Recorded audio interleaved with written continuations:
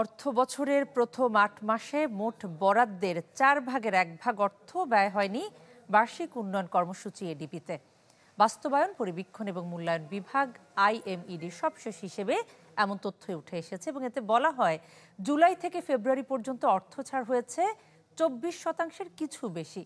টাকার অঙ্কে যা উৎসবে খুশি হবে নগদে বেশি, কারণ ঘন্টায় ঘন্টায় আছে গিফট জেতার সুযোগ। ৬৭,৫৫৩ কোটি, যা গেল এক দশকের মধ্যে সবচেয়ে কম। এই সময়ে বিদ্যুৎ বিভাগ ৩৫, স্থানীয় সরকার বিভাগ ৩৪, সড়ক পরিবহন এবং মহাসড়ক বিভাগ ১৯% অর্থ ব্যয় করতে পেরেছে, যদিও ১০% টাকাও খরচ করতে পারেনি ৮ মন্ত্রণালয় এবং বিভাগ। এবার ৪৯,০০০ কোটি টাকা কমিয়ে এডিপির আকার ঠিক করা হয় ২,১৬,০০০ কোটি। ফলে বাকি ৪ মাসে ব্যয় করতে হবে প্রায় ১.৫ লাখ কোটি।